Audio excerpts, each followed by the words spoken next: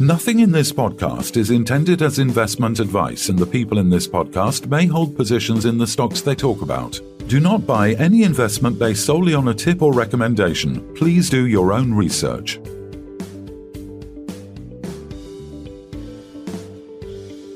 Hello and welcome to the Midweek Takeaway. Today we're joined by Daniel G. and James Sheehan from Priority Intelligence Group, which is listed on AIM. The company offers the Priority Advisor platform, an AI-driven tool that assists SMEs with governance, financing, brand management and marketing through data-powered insights. Having signed its first customers in Q4 2024, Priority Intelligence Group aims for further expansion post-listing. Welcome back to the podcast, gents. How's things? Good, thank you. Hi, Phil. Yeah, good to be here. Had a good Christmas? It was very good, thank you. I've been up in Yorkshire for the whole Christmas period, and it's been nice, quiet, lots of overeating, but aside from that, it's been really good. Nice to just have a kind of relaxing week post what has been a very, very busy kind of couple of months listed Priority Intelligence Group. Absolutely. Yeah, I mean, so just talk us through that listing news and, how it's been working towards the RTO and listing, and sort of what motivated the decision to list on AIM. Yeah, how's it been? It's been an experience. It's an interesting one. A lot of people ask the question of when's the right time to float your company or to use the capital markets. Obviously, we're a relatively early stage technology company, founded 2.5 years ago, as you rightly said, onboarded first clients in Q4 this year. And we took the decision to come to the markets, I guess, relatively the beginning of our journey, and to give people the opportunity to kind of come along with us. What drove us there is that James and I, we've known each other, worked together for over 10 years now, showing our age a bit, I guess. And we spent our entire careers in the UK capital markets, wealth management, private equity, hedge funds, trading side.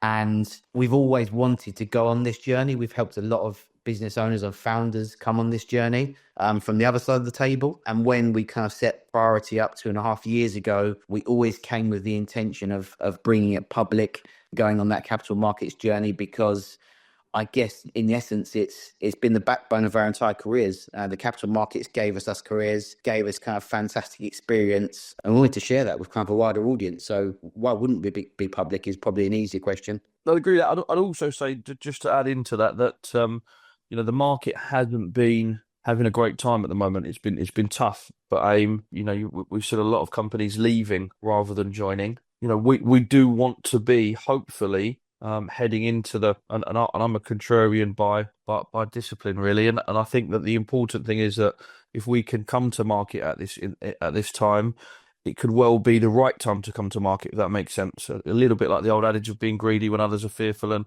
fearful when others are greedy. I would like to see us come into a marketplace, hopefully towards the bottom end of the ebb, and start to ride a wave up. And obviously in the area that we're in and the technology focus that we've got, it's very much at the starting blocks for AI technology and for the business growth opportunity that we have. And I'm hoping that we're also at that growth opportunity for AIM and the market in general in the UK. Absolutely. I mean, so obviously the flagship platform on Priority Intelligence is this advisor that I alluded to, and obviously from that there will be the Spotlight package as well, product addressing governance, financing, brand management, as I say, marketing, and then the social media side with Spotlight. But how do these products stand out from other AI-driven tools that are on the market? I was going to say there's a big issue. I mean, I've been in financial technology for over 10 years now, kind of various different roles, built products, exited a couple of businesses as well, run big teams, small teams.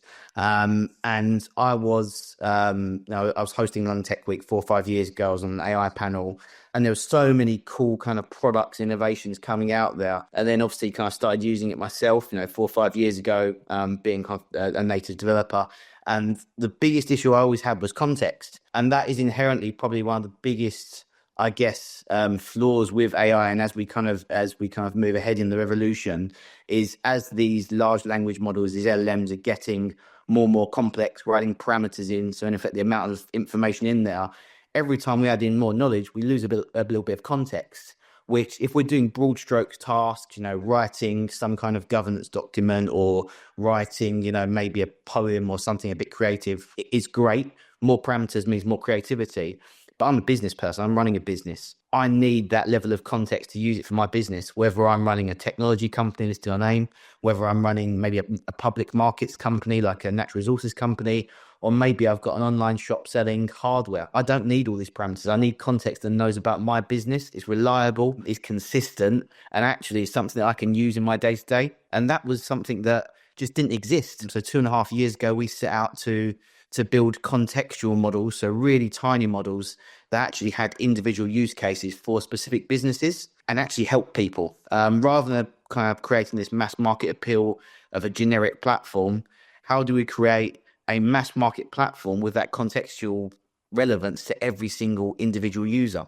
And that's where Priority was born out of. Yeah, I'd add into that it because of the direction that you've come from, Phil, it is holistic. It is a holistic tool, and the aim of our platform is to support growth businesses at every stage of their journey, not just at inception, and not just, for example, to raise capital, which is the background that Dan and I both come from. It's very much about looking at a business and understanding their immediate pain points at that point in time, hence their priority, and actually being able to deliver tools, a suite of tools that enables that company to dive in and out when they need to of specific key professional agency-backed services generally. Yeah, that's fair enough, James. I mean, in terms of, I'm trying to think of the words, in terms of marketing in general, is the plan with Priority AI to replace traditional marketing services or to sort of work with them together to drive better results? I think one of the key takeaways from our platform is that we say that we are AI driven and human delivered, and that from that, the essence of that, the understanding that we want to instill within the companies that use us is that we don't see artificial intelligence, AI, or technology solutions as a replacement for human beings. We never will see them as a replacement for human beings. They're a support mechanism designed to add value, to help reduce cost, and to actually help save time. And we genuinely believe that the tools that we're building, developing, and then supplying to our customers will do that. And we're quite keen for agency service providers to come and use our platform as well, in order to help them save money and time, and hopefully pass on that saving to their underlying customers. So ultimately, it's a support tool, not just a replacement tool. And then I guess it's the question of the competitors come along, right? If they see that you're doing well and you're being successful, somebody's going to try and copy the model. I mean, is there a data moat around the product? Is it difficult for rivals to compete? In terms of, for example, let's say you're creating a data room, how long will your system take? Because traditionally that's quite expensive. We can create data rooms in seconds on the inception of the customer.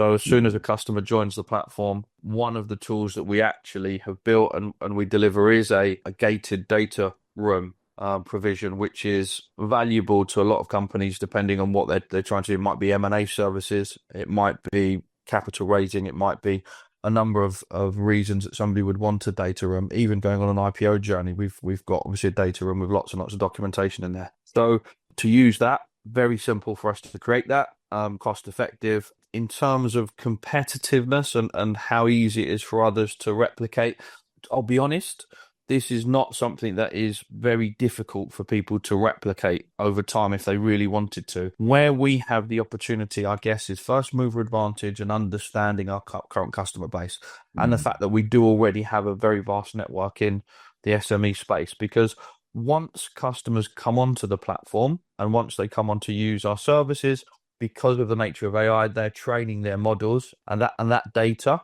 and that training that goes into their bespoke GPT means that if they do leave, they lose all of the value that they've created over time. So it kind of builds a natural moat around the business where companies, once they're on platform, and once they're generating and gaining the benefit of being on platform, will find it difficult to go to a competitor, because once they go to a competitor, obviously they lose access to their first party data on our platform and also all of the training and development that's occurred. I guess I'm generally quite good at that. Yeah. I guess one of the issues, I mean, obviously I'm a creator, both in the audio and written. And, with artificial intelligence, Google in particular sometimes can figure out what's, and also the social media platforms can punish AI generated content. So I guess the question is, how does this model ensure that content that it's putting out is going to the top of everybody's feeds when obviously, things like Twitter and Google are trying to prevent that from happening. The problem is, Charles, that I'll jump in here kind of with a technical. Please, that's more of a technical question, yeah.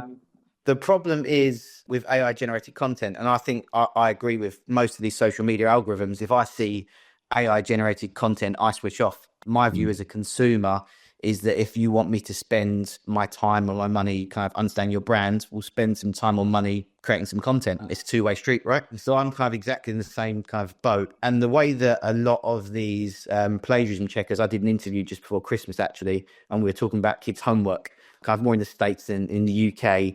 But a lot of teachers are kind of having to run all this work through plagiarism checkers. And a lot of it is coming back to ChatGPT made this, Gemini, Anthropic. And the way that those processes work is they're actually looking for homogeneity in data. So what they're looking for is the same parameters coming up again and again and again. So if you ask me, what's the capital of the UK? And I gave you a response kind of structured as a sentence in a certain way, what those plagiarism checkers would do is look for that kind of structure of words in the data. So in that large language model, are the words structured that way? Are we using the same kind of vocabulary, et cetera, et cetera?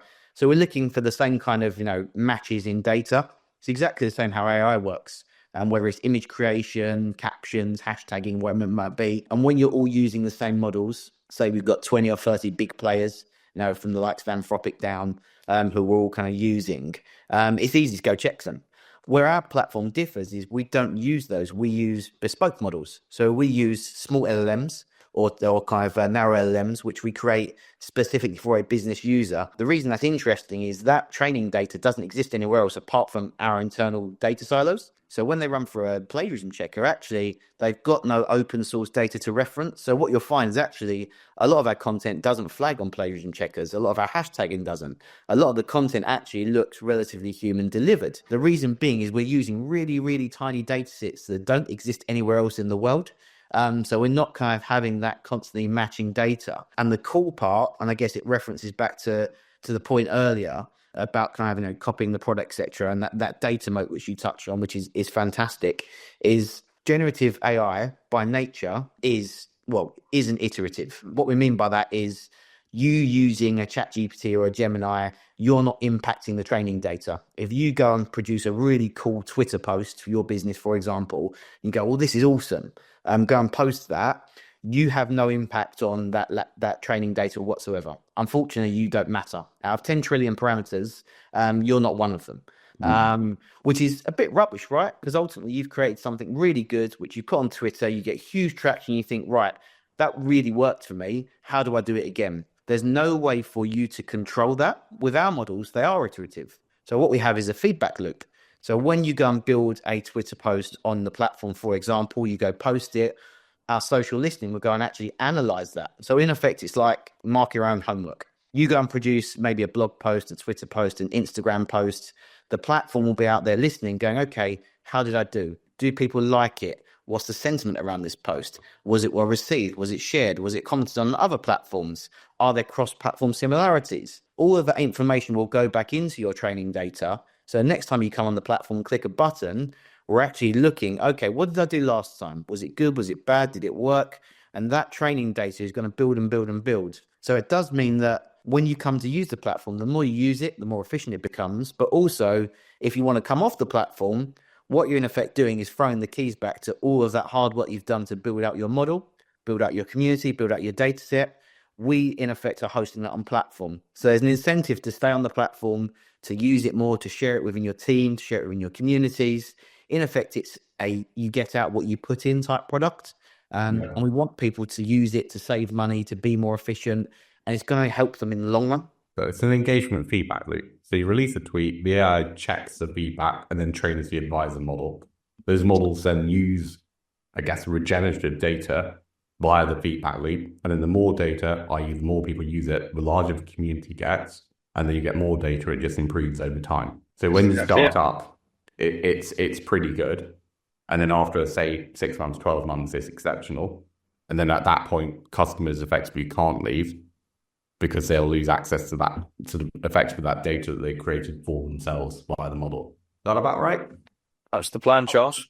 I wouldn't say they can't leave. I would No, I'll rephrase. They didn't want it. Like the Hotel California, you checked it, but you'll never leave.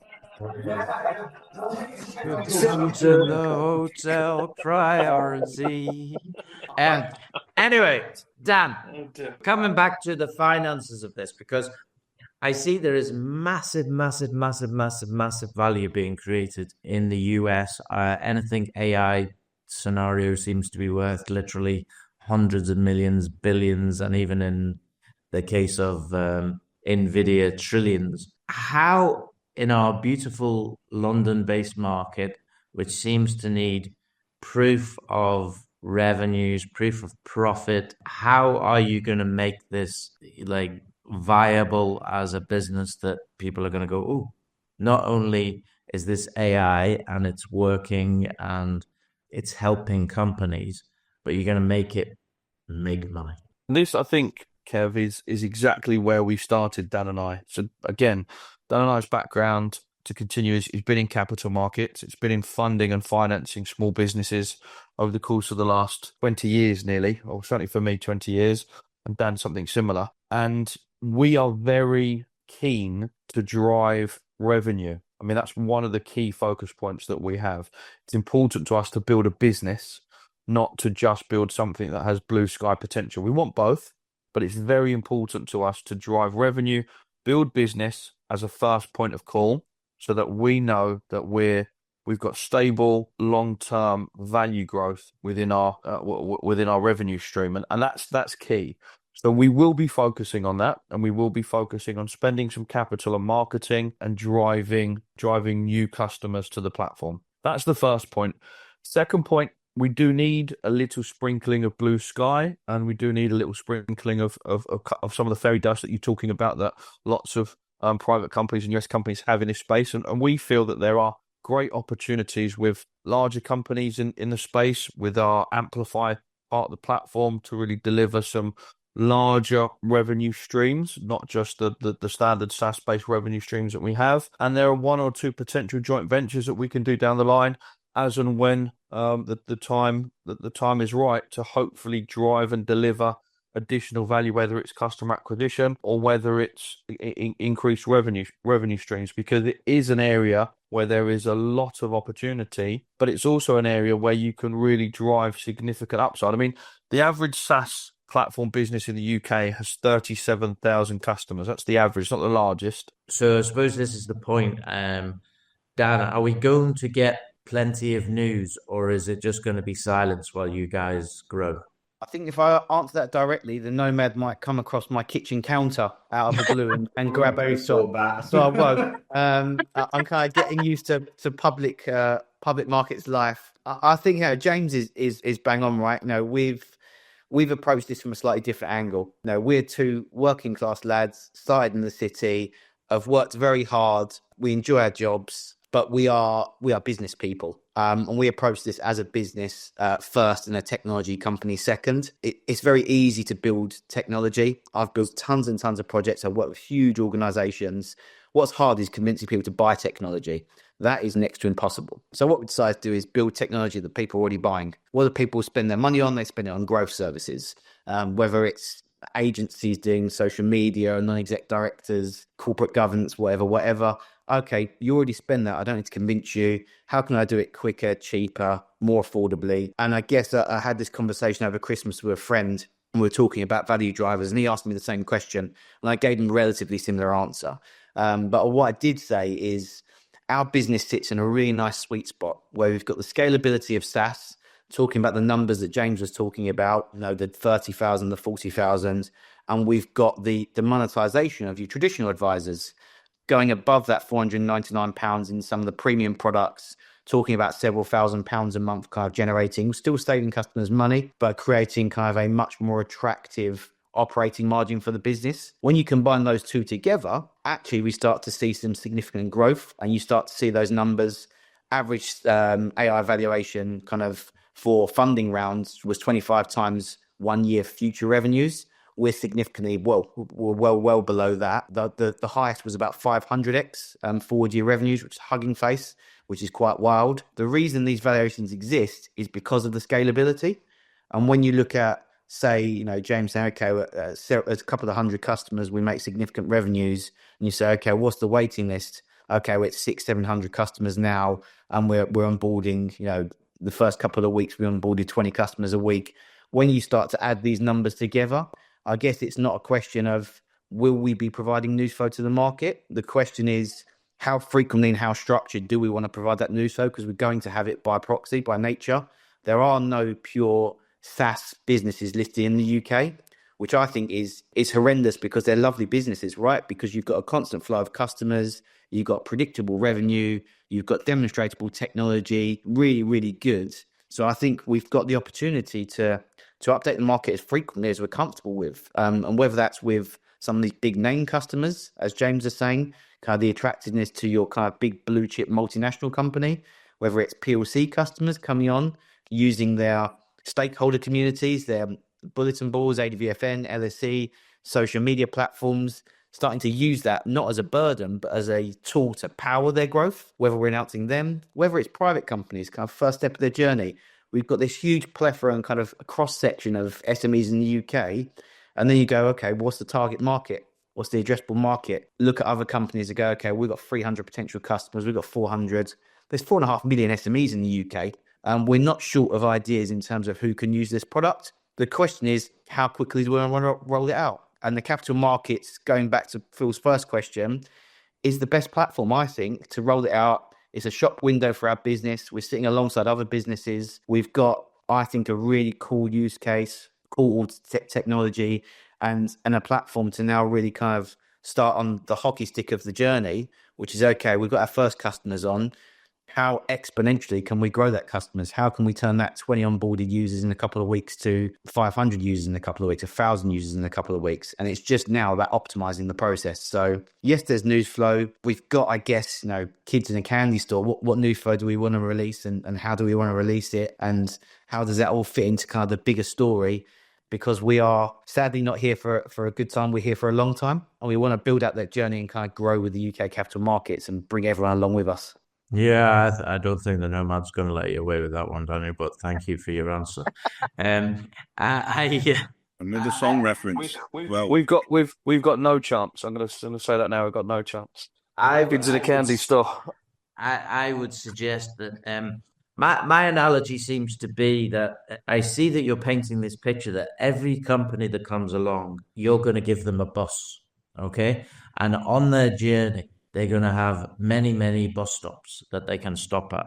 And you're going to make it much cheaper to stop at those bus stops, because ultimately you're on a bus, not a taxi or a private limousine. You're on a bus, and they're on their own bus, which then they're trying to move around, if you like, the monopoly squares to stop at all the different areas that they need to stop at. Now, whether that's a good analogy or not, I don't know. But I much prefer the racing car on the Monopoly board. I'm going to be honest. That's up there. I never found a bus on the Monopoly board. Is there a bus? Yeah. The top hat. You're a top hat guy, aren't you, Kev? And I'm a whatever is left guy. More of an old shoe, I think. But boots.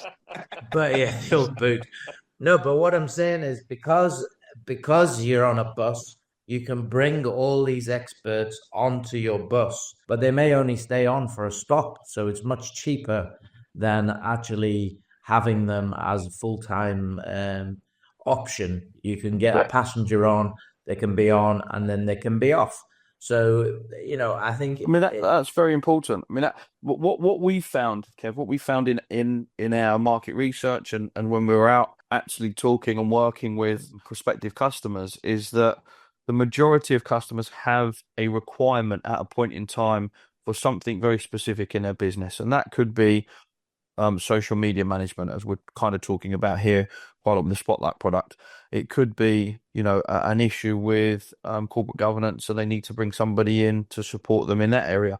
And what happens, irrespective of the need at that point in time, they always seem to end up entering into 12-month-long monthly recurring payment contracts. And those contracts can be £2,000 a month, or in some cases, in the IR and PR and other worlds, they can be £6,000, £7,000, £8,000 a month. And those contracts, we were paying in one of my businesses in my earlier startup lifetime 5 or 6 years ago, £4,000 a month for SEO support services.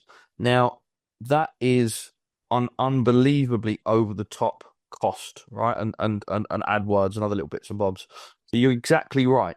We want, and we have built a platform in which companies can come on, they can dip into very specific, high-end, high-quality agency services on a month-by-month basis, delivered for the specific reason and a specific issue that they face at that point in time.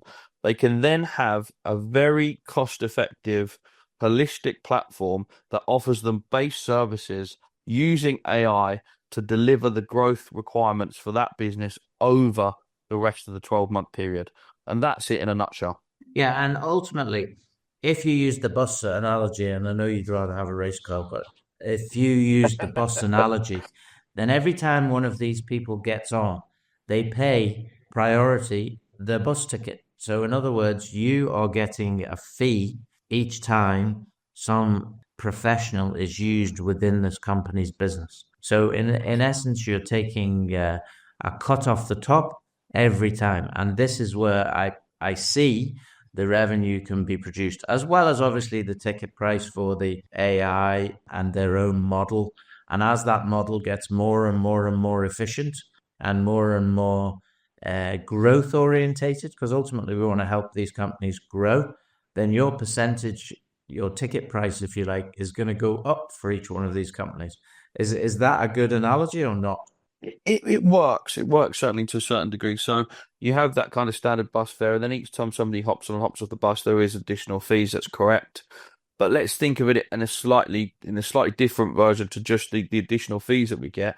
As that customer base grows and the opportunity becomes incredibly expansive, doesn't it? Because using the bus analogy, you've then got tens and then hundreds and then potentially thousands of buses on the road, all having that hop on, hop off service at any point in time. And that's where it gets really, really valuable.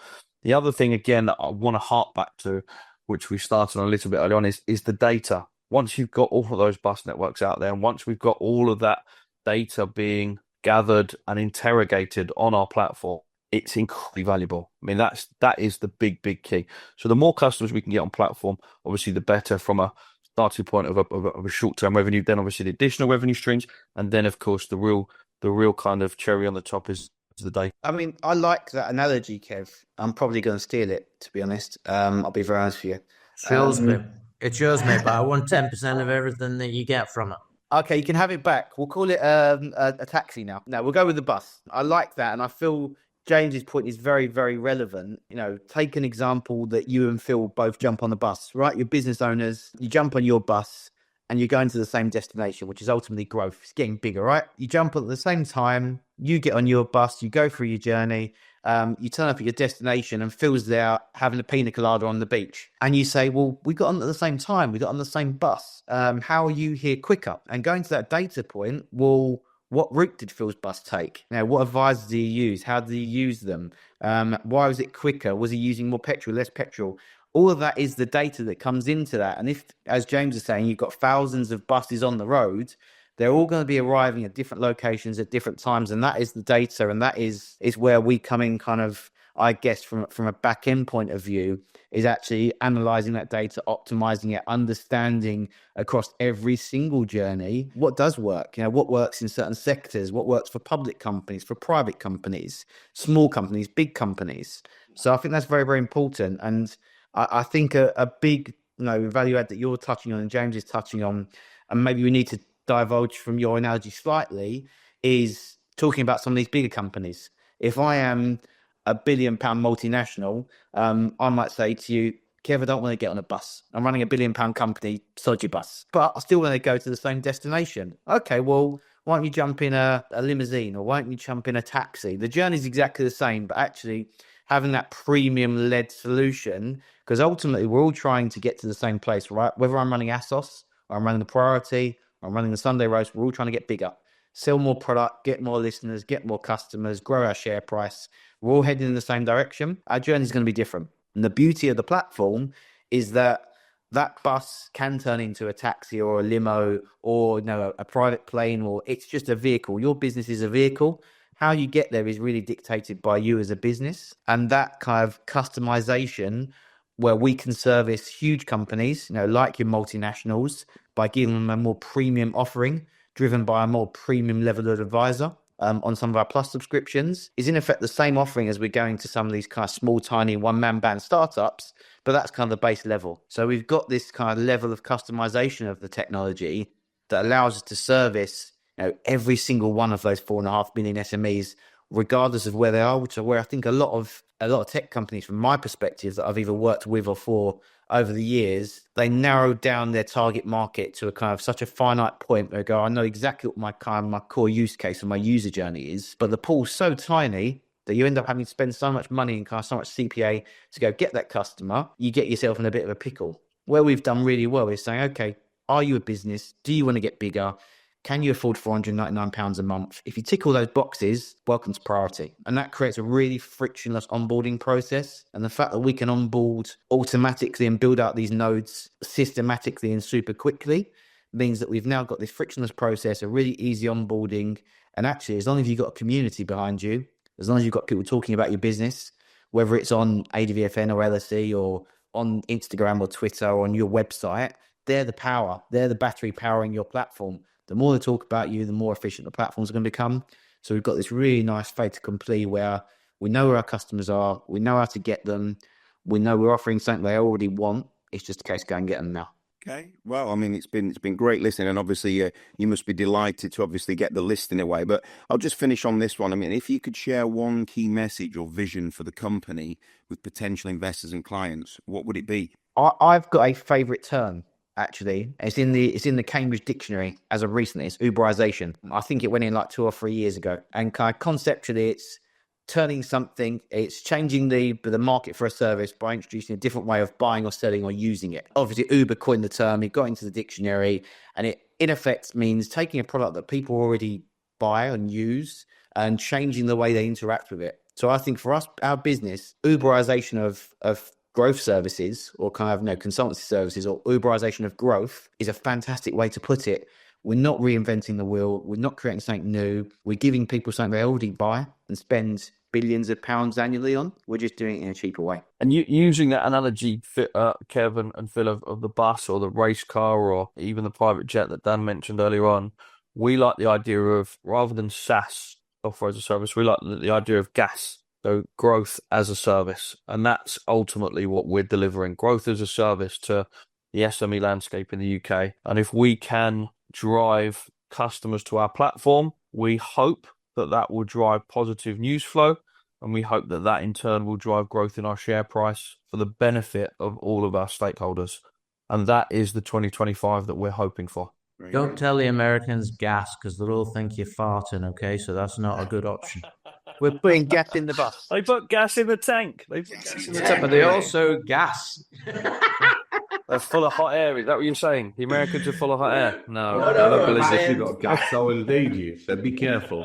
Always the one who has to lower the tone. Anyway, whether it be taxis in Uber or buses in Priority or airplanes or taxis, let's hope that during 2025 and beyond, that you transport yourself forward, which is, I think, everybody's wish in terms of a company. And let's hope that we can see you a lot over the next year as Dan divulges information, obviously via the Nomad. And let's see if you can progress. I'm sure we can. Thank you very much, guys, for having us. Thanks, guys.